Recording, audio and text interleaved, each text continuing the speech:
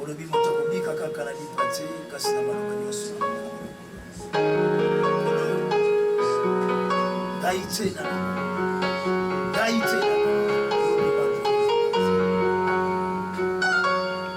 kolocha maloba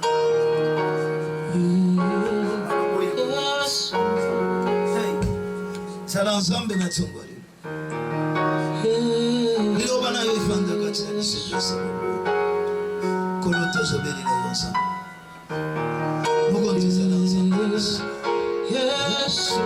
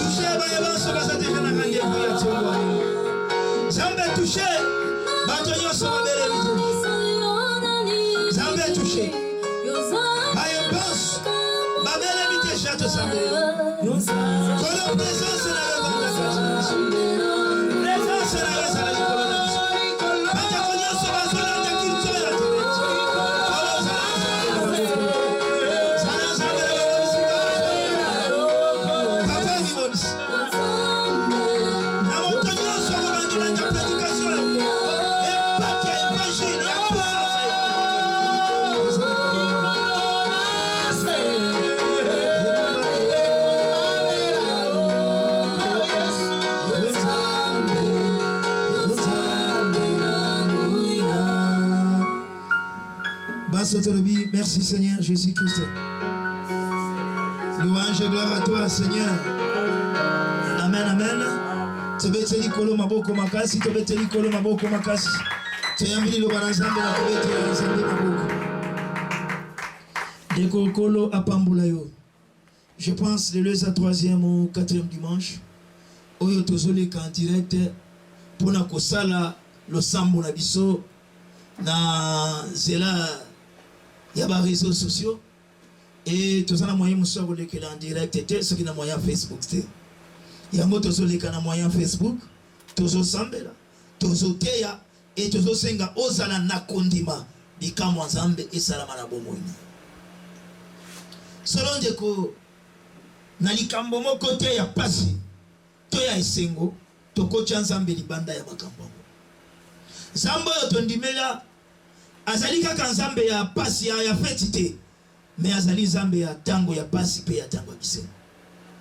Mokili mobimba eza na ngonga ya pasi e na ngonga na pasi biso ba Kristo tozana eloko musu ya kosala te ke ya kozongisa miso na biso na ngomba esika esekuru na biso ekouta esekuru na ngongo ekouta ni na Orient ni na Occident mais au secours na biso ekouta na Nzambe. pandémie oyeye etie moto na moto na malaise ya lolenge na ye. Mais ndeko nazolo bana mukristo ke okozala na malaise, mukristo kozala na kobango kozala mal à l'aise kaka soki obosani ke ozana nzambe ya nguya, kaka soki obosani kotikela nzambe likambo oyo. Ndeko soki yo memi problème oyo ekoleka yo mukumba, okoki kobena kutu sanke maladi ezwa yo. Mais nakosenga na mukristo nyonso, Bible ezoloba, déchargez-vous sur lui de tous vos soucis, car l'humain prendra soin de vous. Kamata ba souci na mikumba oyo tikela ngoza. Yo mutu nano za contaminé te. Yo mutu za contaminé, biso nyonso tokende kotika yango pana nzambe. Seul Dieu ndiye azana solution na makambo oyo. Nzamba lola pambola yo. Ndeko tanto ozoleka direct, tozoleka te po toyebana, po tozape na posa koyebana te. Tozape na posa koyebana te. Mutu nyonso zakani na posa yebana te. Koyebana. Epesaka mutu nini, efutaka mutu nini. Te, mutu nyonso zakana posa koyebana te. Tozana posa koyebana te. Poso ko longoli kaka bilamba obandi kotambola na rond-point nga bokoyebana. Olongoli kaka bilamba batata wana longola ka bilamba na rond-point. Okoyebana. Mais tozana posa ke ba Kristo bazala troublé, bazala isolé. Po Bible ezoloba atinda ki liloba pe liloba na ye ekangola ki liloba na ye ebikisaki. Tolingi ke na nzela réseaux sociaux oyo yo zolanda liloba na nzambe ebikisa yo pe liloba na nzambe ekangola yo. Tozana objectif mosusu te. To comprendre que nangongo ezala bana ya 3e heure du jour bazana posa koyoka pasteur na bango, baza koyoka na posa koyoka ke na mupepe oyo musali na nzambe liboso na nzambe na ye amemi message nini musali na nzambe ake koluka nzambe azwa message po amemela biso. Israël tango azobima na Egypte iya leta oyo bayembaki Bible lobi tango babima na Egypte bayemba. Mais tango bayebisi bango ke Pharaon akomi na sima liboso mer rouge, na droite chaîne de montagne, na gauche chaîne de montagne, bakataki nzembo bayembaki kisute bango bazala ke ndoyemba Miriam azotinda nzembo bazobeta batambora bakataki bakomo tuna siko Moïse Zambe na yo alobi nini na ngongo lolenge moko basali bana na nzambe na ngongo yo boko tuna biso pasteur tatalabe na ngongo Zambe asoloba nini batuni mos Zambe na yo asoloba nini Pharaon yo wana na sima. Est-ce que Zambe na yo akokaki kotika biso te tokufa na Egypte? Tozana ngonga ya koyemba mais ngongo ekomi ngonga pe oyo basa bana na nzambe bazoluka batuna basali na nzambe pona nini mokili ekomi bo ebiso basali na nzambe tokoza la distraite eza ngongo tozape na ba prière ndeko science yote muto bandango eza na ebandeli nango. D'ailleurs yo moko yebi ebandeli ya science te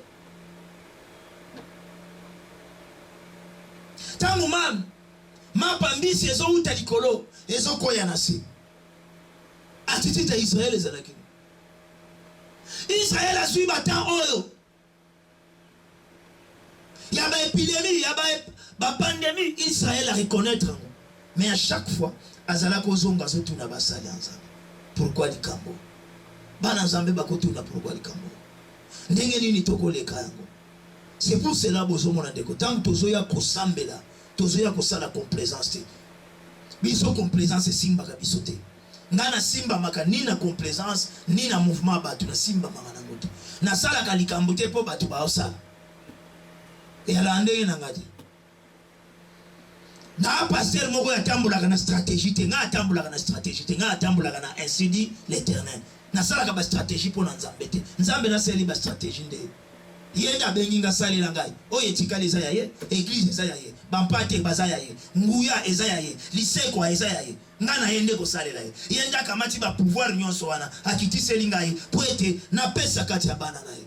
Ndeko na kosalela nzambe stratégie ani soki bomoni biso toyotika bandako na biso tozoya kobondela kopase en direct parce que tozoyebaka temps oyo ezalaka temps ya loboko ya nzambe esala po toyebi mpe ke pandemi oyo eleki nzambe na monene te, eleki ye mpe na mayele te, eyano ekouta esika mosusu te soki epa nzambe te.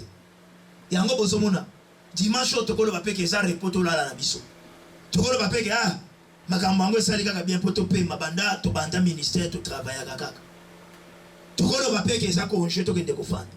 Mais tant bozomona tozotelema mpona kolanda bapeuple de Dieu même na salon na yo esika ozali ozalantile tolanda ngai ndeko eza complaisance te, eza bon complaisance te. Okokanga nyonso olingi na Congo eza te, na Congo eza te, mais natali mbongo au gouvernement azobimisa ekozala ezali mais eyeli yo te ala d'accord. Mais koloba te ke eza te ezali mais eyeli yo te, ezali mais yo kokoya te. Là je suis d'accord avec toi koloba pambola. Donc ceux qui tozo les candidats tolanda bino, nous n'avons pas d'autres opportunités oyo toko ko profiter. Tozo landa bino kaka poto fortifier bino to bonde la pona bino na tana musika boyo zo landanga nguya nzambe simba yo esisili. Parce que to mesana ko sangala lomingo nyonso, to mesana nzambe akitisa nguya lomingo nyonso. Même en dehors ya pandémie toza na makambo to bonde la kapona yo, makambo mbongo na yo, makambo musala na yo, makambo mabota na yo. Ndeko nako kolala te aussi longtemps na noboti te, nako kolala te aussi longtemps na maladi songolo pakala na ntomoni miracle nzambe te sala bikamobika, nako ki kolala te aussi longtemps na moni kokomi milliardaire te, nako ki kolala te aussi longtemps pauvreté ezotelema na porte ya ndako. Et tant que mosala nzambe na bina kolala te ata na mosika to bondelaka na yo po bikamwa ezala na yo, elanda yo ezala pembeni na yo pe mokolo lelo ezala motoya na miso na yo pe na miso ya nzambe kola pambola yo. Lelo na kolinga to partager na terme na biso oyo eza koloba la foi qui produit les miracles, la foi qui produit les miracles, la foi qui produit les miracles. Bible Zeloba, sans la foi, il est impossible qu'on lui soit agréable. Ndeko na vie chrétienne, pour mon abola mwanza, pour mon bonté na ye, pour mon bolamu na ye, et singa quand Nzambe a agréé yo. Nzambe a agréé le sambo na yo. Né David a dit, oh mon Dieu, agrée ma prière. Donc, ta prière, tu peux prier. Mais est-ce que Dieu agrée ta prière? Ne vous avez pas prié à perroquet. Nos prières, tant que priaka, elles ont s'adresser à un être suprême. O priaka pas la prier. Mais prière ou à nos priaka, elles ont ainsi qu'on est kendeke. Quand nous prions, tous à la mouton, to lobelaka, oh to bondelaka. Mais mouton ango asanan. Yo priaka ponani. O priaka kendeke wap. Prière na biso et s'adressaka na Nzambe. Moi na moko azo s'adresser prière na yepa na Nzambe. Mais il reste à savoir, est-ce que l'Éternel est Dieu agrée ta prière? Pour que l'Éternel agrée ta prière, si toi-même être agréé en lui, toi-même tu dois être agréé en Dieu.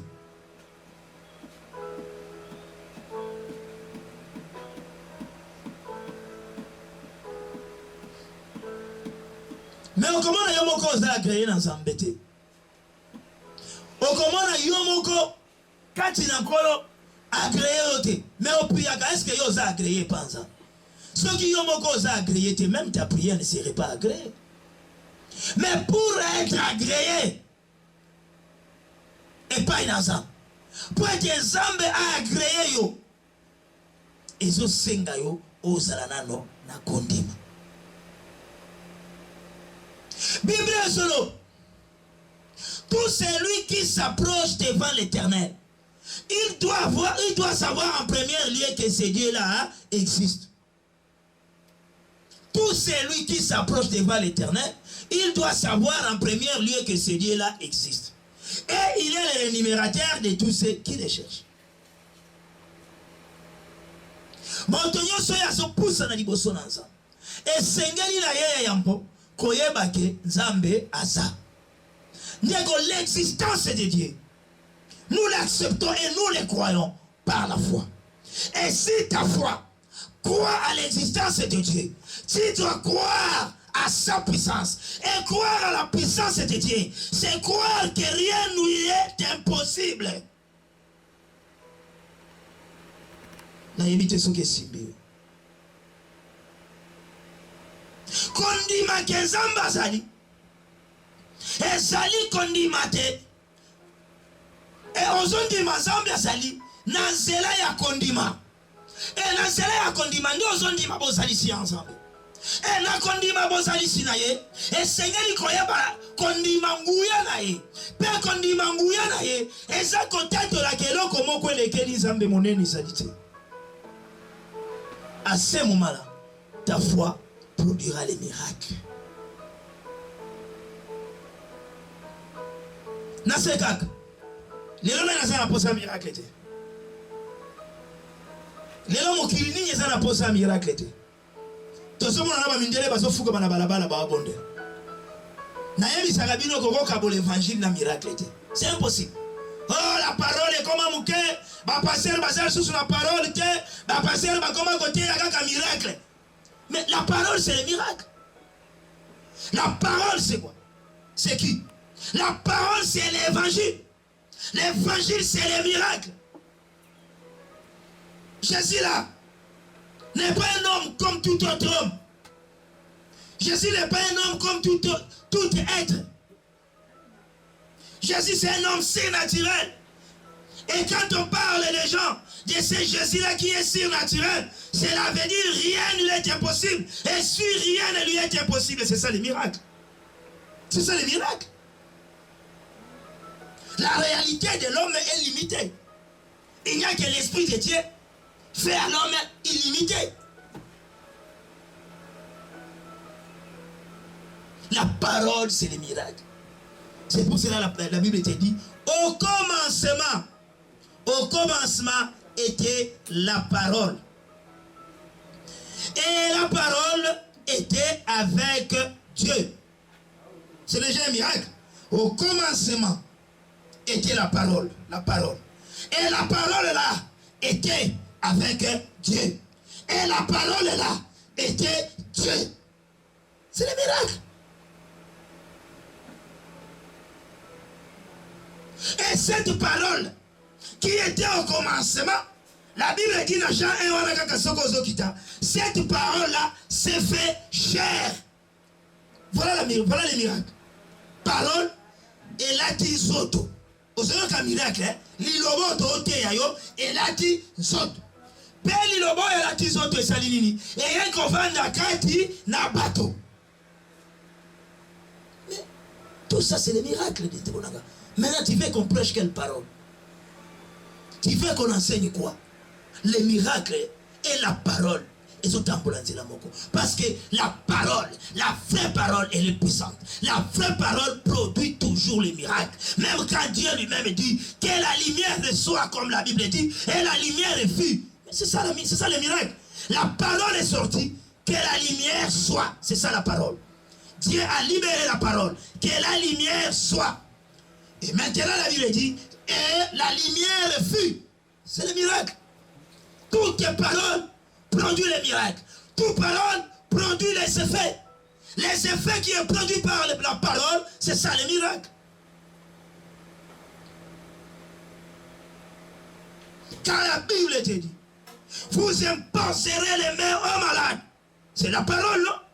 Vous imposerez les mains aux malades. C'est la parole. Et les malades seront guéris. C'est le miracle. Donc, toute parole produit le miracle. La parole de Jésus-Christ, la parole de l'évangile, c'est le miracle.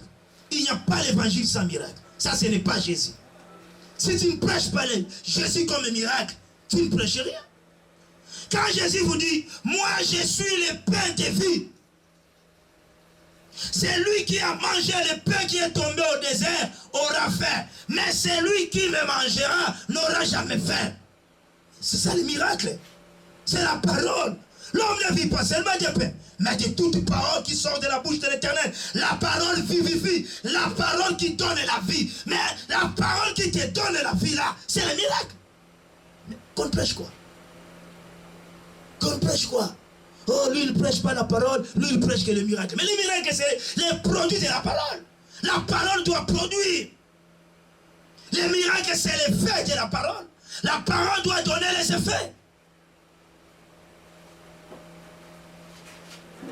Parole, il y a l'unité. Le Saint-Esprit, bien sûr. Mais le Saint-Esprit, c'est le miracle. Le Saint-Esprit qui transforme notre vie. La transformation de notre vie, c'est le miracle. Parce que la Bible dit que le Saint-Esprit a des fruits. Quand le Saint-Esprit vient dans notre vie, il nous donne des fruits, il nous donne des dons, il nous donne des ministères. Tout ça sont des miracles, mon frère. Hein? Tout ça sont des miracles.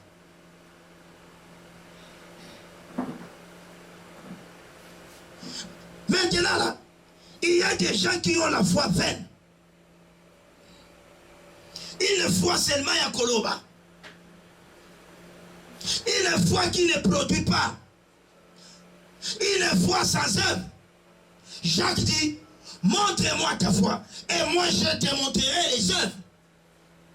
La foi doit produire. Ta foi doit produire. Et aujourd'hui je te dis, ta foi doit produire les miracles. Je dis à quelqu'un, ta foi là que tu as, toi qui me suis, ta foi là doit produire les miracles. Ta foi doit produire quelque chose. Les œuvres qui produisent la foi, c'est ça le miracle.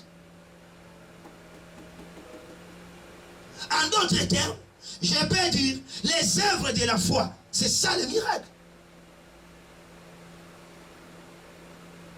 Tu es confiné là, tu es aux yeux comme tout passe, aux yeux comme malaise, rien que parce qu'on soit confiné. Mais ndekonanga, sois concentré. Yo atana confinement okoko lukanzambe te. Okosa kakobela ka problème ya tibo ata obela ka lokolo jena kate. Na confinement, tu ne peux pas être concentré au sali un horaire ya ba prière oyo zo lukanza. Derrière la confinement, il y a ta goyo comme makambo nzambe te. Confinement ezaka coronavirus politique aussi. C'est le moment où il y a une distraction. Tant que ba confiné yo, ezape ngonga kitoko. Il y a yosko kusa la réflexion, il y a 2020. Il y a yon nzambe ko tu nzambe makambo mosusu na bomo inayo, o yezo produire ya noté. Confinement ça kangonga te ya yo buzo se gêner, ko beta basili koti, ko sauter, ko lamba ko lia na sana confinement. Non, confinement il cause la peine ngonga ya réflexion, ngonga ya méditation. So yo me la rabaki si to zo médisa mais sois concentré na prière, j'ai les a ko ya bloka ko lia te. Na jeune ko ya pembetu. Bon na période de confinement na kolala na mbetu te na bando tandaka na se na ola na se. Bible la prière zo kende na ba prière. Ato zo lambo to zo lia zo la na se zo prière. Na confinement okolo ba peke non la bando la muka 0h 3h na prière. Et ça jeune. Et ça jeune ça ka biloko te. Ka biloko ko lia te. Ka ko boya biloko ko lia te. Bo fintaka. On a le qu'on a belle question manager na kati là na c'est exagère. La muka ka chaque 3 heures bonde là pendant autant de jours. Exagère. Swana ngonga moko osolo la nanza. Totanga na mukanda na Mark na sengi protocole ilanga toshe. Ya tiro nanga sans lunette so sala moi mikakata.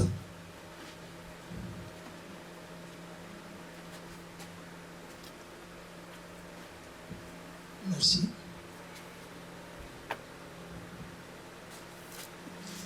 Nous attendons dans Marc chapitre 5.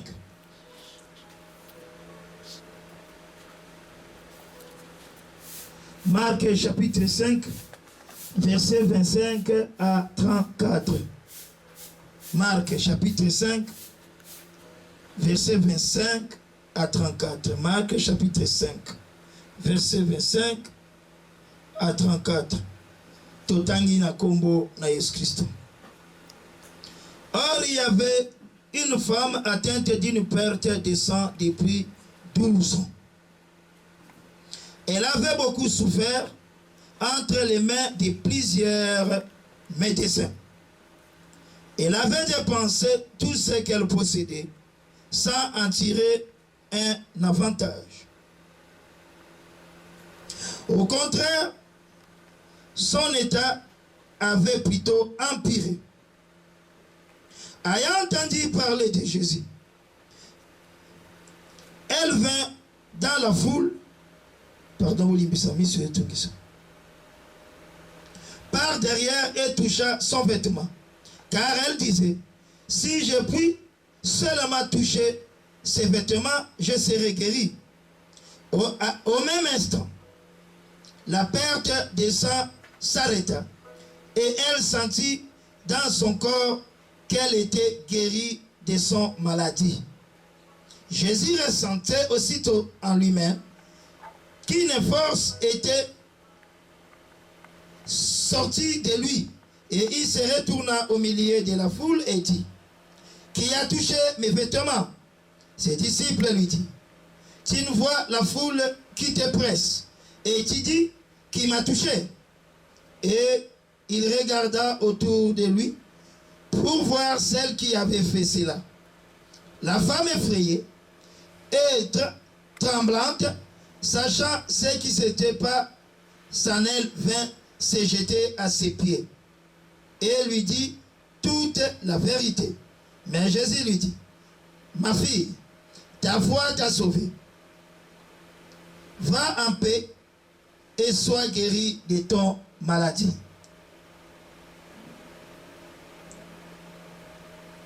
Pardon? Sois guéri de ton mal. Amen. Hein? Version Nangai Komi Bongo. Ndeko oyebi lisolo lokola ngai pe na yebi yango. Oyebi kolanda lisolo o lokola ngai pe na landa kango. Mwana mwasi oyo Bible lobi ya banda kotanga makila pendant 12 ans. Toko condamné ete. Na yebi te yo zalaka chrétien ya ndenge. Pendant 12 ans. Bible lobi mwana mwasi oyo ateka biloko ya koki koteka. Afuta bambongo na ba médecin. Mais tango azokende na hôpital, maladie nezo s'empirer. Peut-être ozolandanga na mbete hôpital. Osali lisumu tendengo ke hôpital. Osali lisumu tendengo somela bakisi. Osali lisumu tendengo osali si examen. Mais peut-être tango ba minganga bazo traiter yo, ozo se sentir yo moko ozo sentir que zo s'empirer. La Bible dit cette femme yepe akendaki kokutana na ba minganga. Mais nangonga zo kutana na ba minganga zo futambo. Maladi zo kende koya makasi. Ye moko nanu kati na ye. Alobi ai Bible lobi ayoki sango ya Yesu. Ndiko kubanga ti peut-être c'est yoka sango ya Yesu. Peut-être c'est ça toucha Yesu. Mais peut-être nano expérimenta puissance na ye na bomo ina yote. Peut-être bomo ina yo nano yoka sango ya Yesu ya bongo la kamakambo te. Peut-être opesa ka ba témoignage na makambo mone pa bato mosusu. Peut-être lelo za touché na likambo songolo paka na maladi songolo paka. Ata maladi oyo ezotambola siko esela tio. Mais oyoka sango ya Yesu. Bible la Bible so sima koyoka sango ya Yesu. Akolisi kondima. Ke Yesu anafuna kutana naye. Soki na kutani naye. Ekosenga kaka na solola na yete.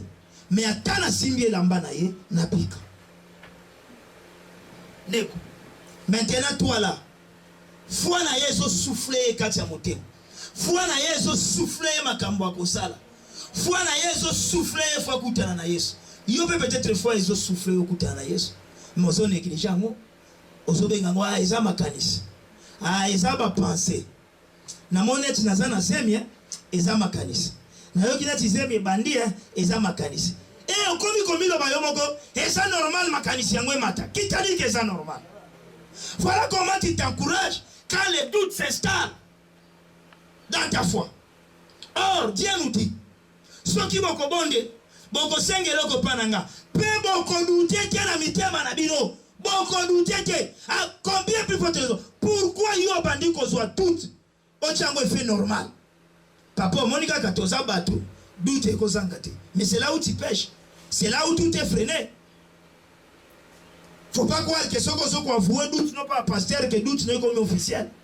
Tu dois enlever tes doutes.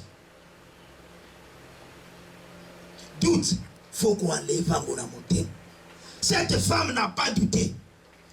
Elle a entendu, elle a écouté parlant de Jésus. Ami Robi, parce qu'elle a yoki, que bazolo bela Yesu. Ngana na tina kutu solo na ite. Na ala tina te ya monanga, menga inde na mona ye. E soki ngana moni ata elamba na yeko bikisanga. Ndeko na kati ya Israël, moto moko te abikaka déjà na kosimbelamba. Formule au mwana mwasi o moto ye moko a inventé yango. Formule nini ya foi oyo motema no e inventaka. Motema na yeko ipe komituna. Koloba mama, yo so mona moto asimbelamba moto abiki oyo foi ya ndenge nini yo. Mais la femme n'a pas douté dans son cœur. Je te dis, tous les miracles, oyo mona question se produit. Et où t'as na motema ya moto. La Bible dit, c'est par l'abondance du cœur que la bouche part. Ton cœur, la motema na yo, et tondi sinin. Tango motema na yo, ezo tondi sakaka makanisi ya goyina. Motema na yo, ezo tondi sakaka makanisi ya vengeance. Motema na yo, ezo tondi sakaka makanisi négative. Tu ne produiras rien avec ta foi. Motema na yo fait tondi sa makambo na koyeba que rien n'est impossible à Dieu. Mwana mwasi yo motema na ye tondaki. Na soki na moni ye. Yesu te mutu amona ye, mais yenda mona Yesu. Ndeko moko na tongwa lelo belela soki omoni Yesu. Loba neka kali loba moko bomo inobika. Foi ya mwana mwasi yo etondi ye motema. E Bible yobi esika ya telemi. Azoloba soki aleki ata awo. Mais yoka miracle. Souverain sacrificateur moko akufeli mwana. Ake luka Jésus. Et zela na bango ezalaka baleka zela ya mwasi wana. Et tango bazoleka. Foule ya bato, ebele ya bato. Heureusement, la femme là avait préparé sa foi. Ce qui a kendaki kaka po kutana na Yesu ayebise ba pasi na ye. Il n'allait pas avoir le temps. Mais sa foi était préparée. Même si Dieu et Jésus ne me dit rien. Même si ton solo n'a été, mais moi l'objectif n'a touché le fils qu'elle a emballaye. Et tant que cette pauvre femme, parce qu'elle était devenue pauvre, la Bible dit elle a tout vendu. Maboko na eti kala kipamba. Et quand Jésus passait, la Bible dit akutani na Yesu, bato ebele. Alobi mingita se faufile kati na bato. La foi doit aussi avoir des sacrifices. Cette femme s'est sacrifiée en faisant un peu d'effort. Elle s'est sacrifiée en faisant un peu d'effort. Et si il n'est pas faufilé la foule. A sali mon sacrifice. A faufilé, à l'équina d'apôtre Bazala qui sentir. Abimisi Loboko a touché. La Bible dit, Jésus s'est pressenti. Une puissance, une force. Et bien, il a sauté. Jésus a eu qui va toucher. A tout li baye kolina nya simbi. Ndeko. Et si que zo na problème na. Sacrifice aux olanda biso en direct. Sacrifice ya mega na yo. Sacrifice ya goyoka lilo. Lati sango kondima. Et ko produire miracle. Zambi ya kutunda kenanya simbi. Yoka réponse à ba porte. Ebele ya batu. Biso toko koyeba na nya simbi. Yesu abaluki miso Yesu kutela mtu. Mais Bible sur le batango asim abiki mbala moko. etango miso ekutani na Yesu nde afukami liboso ya Yesu azo expliquer Yesu makambo eleki na vida. Est-ce que tu peux toucher cette parole? Mutu mwa tula me Yesu wangu akoleka ndenge nini? Me Yesu azali loba na uti ko yebiso na ibande. Maloba ni Yesu azambo yo kaka. Me za Yesu nde azoleka liboso na yo osimba kayango ndenge nini? Osimba kata maloba nzambe te. Yo vanda kaka liboso ba pasteur tangu bazoteya yo na biki na fe yo lukaka ba faute. Nazo yebiso bo yo zo kanisa keza ba faute. Yango nde nzamba zo tia biso ba très bien. Oluka aga pwani ni pasteur alobi na biso bo. To beti ni baku. Ndeko yo beta kama baku. Lilobezo leka yo zo beta kama baku. Toi tu crois que moi si on peut faufiler na kacha batu. Abete ki baku te. Batu bachaki e bakali te. Yataba apôtre ngo moko bazala ko luka te ba benga na yebe pembeni ya Yesu. Tangu Yesu azotuna kima touché, la Bible dit moi si wala bandi kolenga tikali efeye azobanga. Akanisi ba ko condamner pour simbi. Quand Jésus passe devant toi, ton attitude est à la rendez. Tu pries, tu cherches Jésus, mais Jésus, chaque jour, Jésus passe devant toi par la parole. La Bible dit, c'est lui la parole. C'est lui la parole qui s'est fait chair. Et chaque fois, il passe devant toi. Mais au lieu de toucher, toi, tu touches rien. Pourquoi tu touches rien? Parce que ton cœur n'a pas été préparé. À toi-même, l'abondance qui est dans ton cœur, c'est l'abondance d'haïr. Ton cœur a abondé de problèmes. Et quand on te prêche la vérité qui touche ta foi, aussi les gars, il va passer. Alors, Belingai, Nazo Lobelayo na kombo na Yesu Christ. Pour la tinda ma pour la Lobelayo. On fait dire bon soit parole. On se lance dans l'oba, mais on se loue comme un problème na katia l'oba. Mais Jésus passe devant nous. Chaque fois il passe devant nous. Anga prédication wana ekotingate, en tout cas nga ekotingate. Mais yo te ya bamona, yo ndeko soke zapete. Benga ta bana na yo, benga ta camarade na yo. Loba na camarade na yo filmenga en direct banda kote. Zwa Bible à l'appui. Teya ne fils que 30 minutes, soko kokoma. Non. Moi na monsieur. Foi na ye produit miracle parce que abondance à motema na ye. Et préparé qui déjà. Ce qui n'a simbi na bana kobika. Sa foi était préparée. Que ce qui Jésus a l'équipe de Bosonana. Au cause de la nambeto hôpital au Solantanga. Au cause de la salon na yo Solantanga. Au cause de la chambre na yo Solantanga. Na zoe bisora ni lobanyo so Yesu eza Yesu. Luka esiko kosima. Nekonga na matakanabisi. Na matakanabisi desa iseti. Monga fula zando na mataka. Omwana soke ndepe ville. Na mona kabatu musuba talaka tomatika. Eta una mataka, jour mususu na mata. Na kutinde komoko azoteya na bisi. Ndeko wana azoteya na bisi ndeko ngata ke passer na vente. Na comprendre que prédication na yezangi mutu ezangi makoro. Banda to subisi na matadi kibala. Ndeko Yesu azawalingo. Bolo bamen. Ndeko Yesu azabia. Bolo bamen. Mais na zolanda tema pesi na makambo ya pesi ezoko kanate. Na mitu ninga mona mutema eske muto. Azoteya to ayiko luganeka kambo. Motema nanga nakati ya motema nanga ba répondre nga. Iye kutu atelemi na bisi. Ayebi te me atelemi azote. Yo muto yebi okote ya na bisi. Ndeko na fandi na tali kati nanga na lobi ya solo. Ngana kote ya na bisi te po soki na tei na bisi makanisa nga ekoma batu ba kokanisa ke na yeko lukambo. Batu ba kokanisa ke batu antuka kote ya na bisi na kokokate. Na lobi soki biso batu tozo mona ba passer.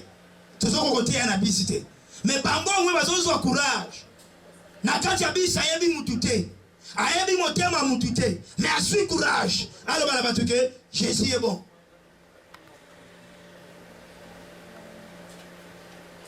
Ndeko na kamati réserve nyonso ya mbongo na memaki. Na bimisi. Na ibisi ndeko nanga na pamboli yo kaka oyo na kombo na Yesu Kristo.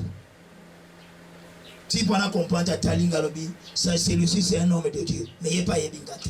Na bina pambolio na kombo na Yesu Christ. Pour na passe na somona ke. Et donc on ngala koki ko sala te mais ya sali yango. Ngala ko tato la ke na yebi Yesu, mais la te ya ke kaka na cher, na église, na ba campagne, mais ya sote ya Yesu na bis. Ba o ba kofinga ye ba fingi. Ba o ba yini ba yini. Ba ba kozong samen ba zong samen. Ba ba ko lobane ko zo déranger biso ba so lobana ye. Mais ndeko ngamo ko na mituni. Côté ya na pasi ya bo. Mais mutu ya zote yeponi. C'est kalingi Yesu. Ne fils ya kaka ndenga la pelenga ke Yesu azabulingo na sepeli. Mais c'est ngala yebita ke Yesu azabuli. Mais rappel ya jour one. Na kati ya bis. Ba lobi na ngaka Yesu azabulingo na sepeli. Na bimiso offrande na pesi. Na lobi oya yo zamba pampola yo. Pozui courage ya kote ya Yesu na kati ya batu bayini yo pe msusu baso betelo maboko batu yo sabisi bazongisi amen bakomo bimisa ba offrande ndeko uli ovandaka ozela liloba nzambe yako karese yo e yako flate yo luka na maloba nyonso bazoteya pweni yesimbani na pwenanga ndeko liloba ebimaka mpona yo moko te liloba ebimaka mpona kosepelisa yo te liloba bimaka pona yote mais liloba bimaka po beto na motema luka na point nyonso 30 minutes 1 heure du temps pasteur alobi point nini nga na kosim moi sola lingaki koyeba te Yesu auti wapi azokende wapi asaki na posa koyeba ngote azalaki na posa ta tuna bato est-ce que réellement il est fils de Dieu oui ou non il y a yoka ika sango ke amona nza bato nyonso ba ndi mete femme wala azalaki na droit ya ko checker, ko vérifier, ko yebe te dama Yesu. Asika batu na Yesu azogende wapi auti wapi. Esika auti osala nini. Mais alabi ngai makambu nyonso Yesu azosala. Na batu ebele makambu na bango etalinga te. Moi j'ai mon problème à moi avec Jésus, c'est de toucher seulement son vêtement. Ndako tika ko luka kabatiti tabasali nzambe na téléphone. Tika ko luka kabatiti tabasala nzambe, cela ne te concerne à rien. Luka ye ba foi na yo etelemi wapi na parole ezobima. Liloba ezana bonde ko moko kaka likolo na Yesu ezala na bonde ko mosusu te. Quand tu écoutes sa voix, n'anticipe pas ton cœur. Liloba nzambe ko bimaka na nzela musala nzambe ndenge na telemi pano na musika ndeko tango zondi mangate zondi manzambo ya zakati na so pona ko sukisa ba chrétien lelo botu na kaka biso pasteur ba miracle wana ya bible poni lelo mona na kate ba miracle wana ya bible mendeko pozwa Yesu azanzam pozwa apôtre Paul azanzam mais ça dit comme mkete ces gens-là savaient qu'on ne peut pas adorer Paul, mais quand Paul prêche, quand Paul prie pour lui, il ne voyait pas Paul. Il voyait le sang de l'agneau qui a écoulé sur le Golgotha. Il croyait à Jésus. Et quand Paul priait, il ne voyait plus Paul. Il voyait Jésus qui à travers Paul. Parce que Paul leur disait, ce n'est plus moi qui vis, mais c'est Christ qui vit en moi. Et ces gens-là ont crié, ce n'est plus Paul qui vit, mais c'est Christ qui vit en Paul. Tout ce que Paul fait, ce n'est plus Paul. C'est Jésus qui le fait à travers Paul. Est-ce que toi tu crois que c'est Jésus qui vit à travers ton pasteur? Tout ce que ton pasteur fait, ce n'est plus ton pasteur, c'est Jésus qui le fait à travers ton pasteur. Si on te prêche comme ça, tu vas dire quoi? Tu vas dire que pasteur a comme même sur l'idolâtrie. Mais non! Croire au ministère de quelqu'un, c'est croire que Jésus qui suffit en lui et c'est Jésus qui produit les miracles. Et toi, tu vas juger Jésus. Voilà comment vous jugez les hommes de Dieu chaque fois, chaque jour. Vous les jugez. Chaque jour, ils passent, vous jugez même les gestes. Mais si tu ne crois pas au ministère de quelqu'un, ne doute pas, laisse. Parce qu'il est en train de perdre ton temps. Jésus en nous, il a mis le ministère. Et des ministères là que Jésus a mis en nous. Et ça partit à Yamoko Yesunda Zakati Nabiso. Biso to vivara, sute Yesunda vivara Nabiso. Et quand je te prêche Jésus, c'est Jésus lui-même qui te prêche. Quand je prie pour toi là, c'est Jésus lui-même qui prie. S'il y a le miracle à travers ta vie, c'est Jésus qui l'a fait. Et s'il faut adorer, parce que tu as reçu le miracle, c'est à Jésus qu'il faut adorer. Mais au moins, C'est quoi Jésus à travers ton pasteur? C'est très important. Tu ne peux pas dire que, oh non, pasteur, aumône, négotonga Jésus. Bahati mususu pasteur à lobby. Maman mususu pasteur à bimisi na mnogone yo sidiki, mais c'est pas le pasteur, c'est Jésus. Toi tu crois que malobano c'est ça robi na mnoka Jésus, ça c'est pelisa ba Pierre. Tango azota la bango et vous aussi. Mabon connaît autant la Pierre, Pierre. Et vous aussi, jusque-là, vous êtes encore sans intelligence. Allez, Pierre a lobby, amen, Jésus. Pierre a sepeli, Jésus a fini sans intelligence. Pierre a yimi, Pierre a vendu nien. Azo c'est la kaka sima ya liloba wana lipambo lebima. Et vous aussi, jusque-là, vous êtes encore sans intelligence. Et ça m'a loba Jésus. Ofandi wana ba bénédiction ezoleka yo mapambo lichobo ofandi wana kisimbi spirituel ozokola te pasteur sepelaka na yo kaka betelo mabo tatani na sepelaka na mwana na yo ya double kaka swakate tatani so bayaka tango za mwana na ngafona sepelaka na zo peso liloba lilobebi kisa. Mais quand je te donne la parole tu fous le pied, je donne la parole tu fous le pied, je donne la parole tu fous le pied. Et après chaque jour, papa, mets la main, tu ne progresses pas, rien à mettre mabo. N'a pas juste que là, tu es encore sans intelligence. Les lobatango soyo kango, ils apprennent qu'on lit ça. Et ça, la berère, bisotoko sala. Berère, biloko sala, ou bisotoko sala. Point ni tokoli na fois qu'on les cabines. Et là, comme ça, comme bête, on dit bakunga et bête, ça n'a pas coûté. Point ni na koli na fois qu'on les cabines. Na fois bakolaka pour la lobby en lobby bosala comme la miliki lobby bokolia misuni lobby kuna bokolia mikoa yoti le lome la ka biberon dis ça ya vie spirituelle me la ka biberon passer à ce plan non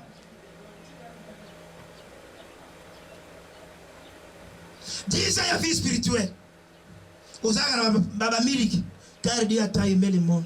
Il a donné son fils unique, afin que quiconque croit en lui ne périsse pas, mais qu'il y ait la vie éternelle. Car Dieu a tant aimé le monde. Ne pas faire ça, monsieur Jésus, c'est le oh, il y a fils spirituel, il y a Moukoua, Téléma, Bunda, combat, dont les bons combats à gardant notre foi. Ou on appelle ça, c'est le combattons les bons combats à gardant notre foi. Et ça, c'est le Zambalo la pambola. Voilà un peu le côté de tout est et là, on a les qui te partagent la foi qui produit les miracles. Ndenge ka kozolanda ndima ta oza déjà atteint le coronavirus ndima zamba kopikisa yo. Ce n'est pas la fin du monde. Ba oba lobi okobika te basabatu. Munganga lobi okobika te azamutu. Mais garde encore ton espoir. Ata okena nanya basonde, garde ton espoir. Yembela nzambe. Crois ton cœur là parce que ça nous quoi battre. Dis un mot à Jésus et Jésus akoyeba na kopambula yo. Tika liloba tongwa lelo ezala kati ya motema na yo tangu tozobondela kondima na yo etombwama elata miracle kondima na yo etombwama il faut na motema na yo okanga likambo ndenge mwasi oyo akangaki ke soki na moni ye na simbi elamba na kobika bafwa na yo fo ekangaka makambo oyo ekomata na pensée na yo. Ta pensée doit être des pensées venant de Dieu, des pensées oyo na miso ya mokili ezobima impossible. Voilà ba pensée oyo nzambe azosatendre na yo. Tika kolo a bambola yo toleka na losambo. Voilà liloba oyo tosengela ki ko bana tongwa lelo yango oyo nzambe a bambola liloba na ye.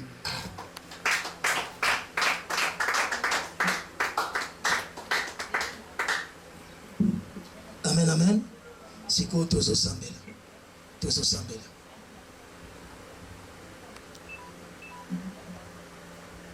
Bongama to sambela siko sambela. Quel jour de gloire quand Jésus m'a sauvé, quel jour de... Et si les amis osent concentrer, soit au Dieu son ayo libanda, soit au lati casque, tout ensemble na pasteur. Yom to la ngana mbeto hôpital ko kangana nu connexion ayo te na zobonde da pole. Yom to zobelo zola ndanga direct. Na lobi ko kanga connexion ayo te na zobonde da pole. Maladi nyos. Na lobi maladi nyos ata coronavirus. Ata corona te na zobonde da pole. Deko zala pre. Na prier pour na yo na kombo na Jésus.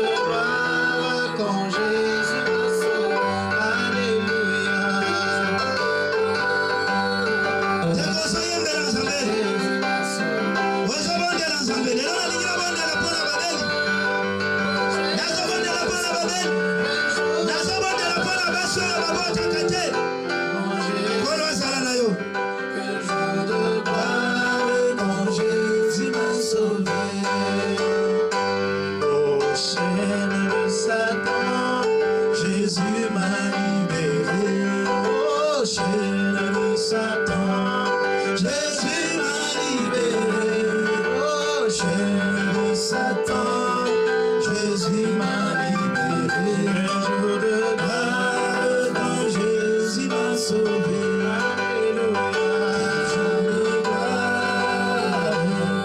quand Jésus m'a sauvé. Un jour de gloire, quand Jésus m'a sauvé.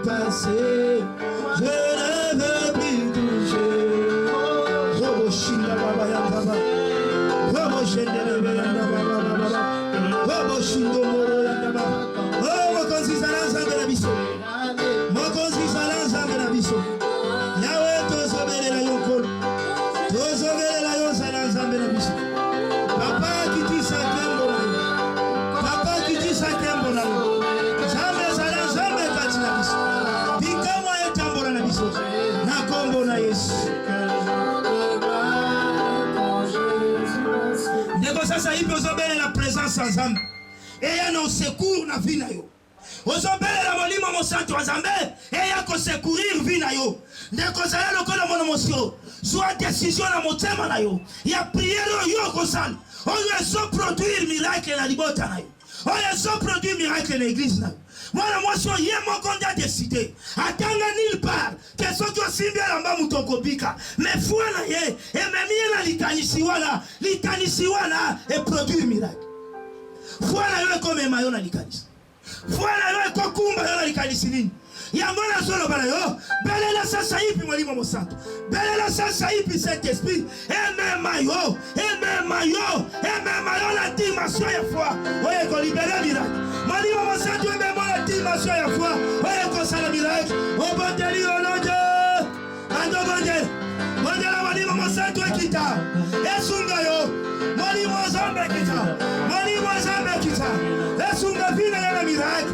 Yeko bondela situation yo. Oza mwana Israël, oza mwana Jacob, oza mwana Abraham, oza belela Nzambe Abraham. Akita la miracle. Nzambe Abraham, akita la miracle. Akamba vina yo. Akamba via molonga nina yo. Akamba via bana na yo. Oza bondela na Kongo la Yesu.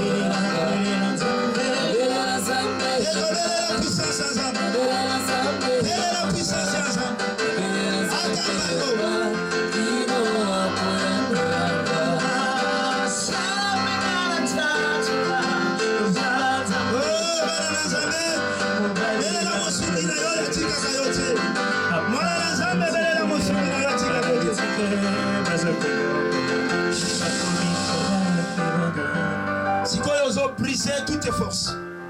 Ozo briser toutes les forces sataniques. Toutes les forces ya maladie ndeko coronavirus aza ennemi na yo, aza diable. Oh nzambe mke longola yango bengana yango eza mpepe ya diable. Bengana. Nzambe akotinde le coronavirus te. Bengana mpepe. Notre Dieu est tellement bon akotinde le mpepe. Ngai pasteur na yabiso keza mpepe ya diable so bengana ngona libota na église na yo. Na ndako na yo bengana mpepe ya coronavirus. 10 000 koya na 3 000 na gauche à la tête. Ozo bengana yango. Ozo bengana. Ozo chasser, ozo briser. Donc na ndako no sikote na nyoso la tangai. Esika nyoso la tango zo yo kangana ndako na yo. Ndako zo briser mu pepo. Ozo bengana go. Samba briser yango. Achango mosika ndako no. Atomo ni bilembo nango. Bengana yango. Atase latio. Bengana yango. Atozo santis. Bengana au nom de Jésus. Banda go bengana. Banda go briser. Nakamba Yesu Christ. Banda briser.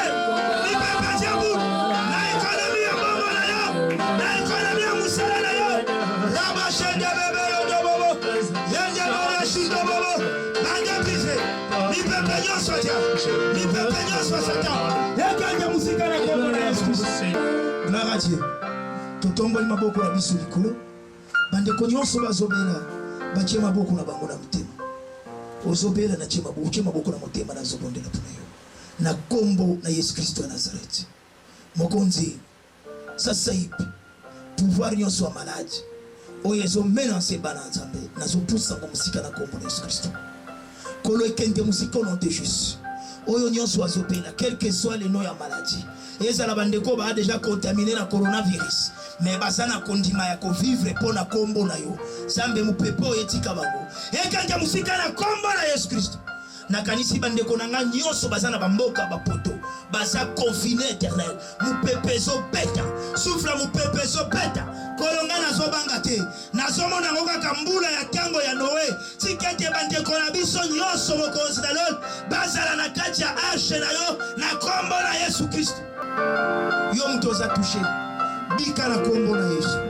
Na lobi ata oza touché. Bika na kombo na Yesu. Zambe. Guérison na yo. Miracle na yo. Nanzela lo sam. Ya bandeko nyonso baza déjà touché. Na yebike kotongola incrédulité na bango. Et kotongola kondima na bango. Ata bayo bazola ntangai. Basa incrédule. Oh éternel Dieu. Que ton onction, ta puissance. Et qui te sur incrédulité na bango. Limbisa incrédulité na bango. Yako secours incrédulité na bango. O produire miracle na vie na bango. Batato na keyo zansa. Bogozi. Pona lokumu na motote. Pona lokumu na yo. Babeli nyonso na bandolika. Na kombo na Yesu Kristo. Bawe bakonzima lilobo ebabika. Ebongo la makanisa batu na réseaux sociaux. Bayeba ke Nzambe atushaka. Mokonzi biso te mutu tosalaka. Yo mutu osalaka. Nangongo ndeko nyonso azolanganga. Ata loboko langa touche te. Mais puissance oyo eza libéré. Ya Yesu Christ de Nazareth. Et touche esika nyonso swami. À l'instant, au même moment, là où vous êtes, que la main de l'Éternel, la main de Jésus-Christ de Nazareth vous touche. Soyez guéris au nom du Seigneur. Baye babota kate babota. Na kombo na Yesu. Baye babota kate babota na kombo na Yesu. Mupepo ya maladi. Et bouger l'économie à Banazambete. Et bouger ma compte na bangote. Et bouger ma poche na bangote. Père, na yako ya bisayo li susu li obana yonsa. Et le bi, azamoto na eseng. Oyo nyonso bomba rabozu na ye na trésor à liskolo. Kanisa batu bomba na trésor à likolo. Batimba offrande baction de grâce à bango eloba. Na ngongo ya crise, bango bazanga te. Misala na bango ningana te. Na kombo na Yesu Kristo. Mokonzi zala conforme na liloba na yo. Zala sima liloba na yo ndengo zala. Ba faire na bango ekoya te. Misala na bango ata eningani bango baningana te. Poche na bango eningana te. Bazanga ya kolia na ya komela te. Po yo zana bongo. Po bango babombaka na trésor ya likolo. Na kombo na Yesu. Na bunde lipona bino. Nzambe apambola bino. Bandeko nyonso ya Kongo. Bandeko nyonso 3e heure du jour. Nazobonde la pona bino. Maladi oyo ekosimba bino te na kombo na Yesu Kristo. esika bozwami na bandako na kombo na Yesu ba intercesseur bazo intercéder pour na ba sujet na yo tika nzamba yamba yango nzambe abikisa yo na kombo na Yesu ba sujet nyonso to bandaki ko bondela miracle nzambe la ntepela na kombo na Yesu de la bonté de boye ba ona so basana ombeto hôpital basala ki touché bozala guéri yo mtozolanda ngai ozana coronavirus ata ozana grippe pamba ezotungisa yo maladie nyonso ezotungisa yo tia loboko na motema tia lisusu loboko na motema que le miracle de Dieu te touche, que l'onction, que l'Éternel a libéré à moi, que cette onction là te touche. Sois guéri au nom puissant du Seigneur Jésus-Christ. Je te bénis. Obika na kombo na Yesu. Amen. Tobeteli kolo maboko nzamba lola pambula yo. Tobeteli kolo maboko nzamba lola pambula yo. Amen. Nzamba pambula yo. Tous continuer comme ça la culte na biso en confinement. Culte en confinement. Mais Zambia so ça la confinement, tes Zambia so ça la miracle. To yebite décision ni mbula matadi ya kozo, to l'état kozo. Soki ba ko fongola dimanche to kutani na culte ndenge to kutana. Soki ba ko fongola te to kokoba kaka na prière. Mais dimanche prochain, to koponde la pona babeli nyonso. Kaka ya corona te.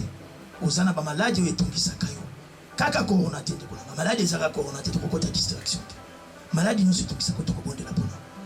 Basi o babota kate. Na lobi basi o babota kate. Dimanche prochain to kobonde la pona bino.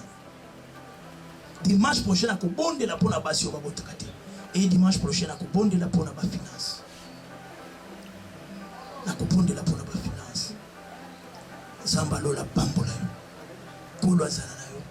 Na kombo na Yesu Kristo to kutani dimanche prochain.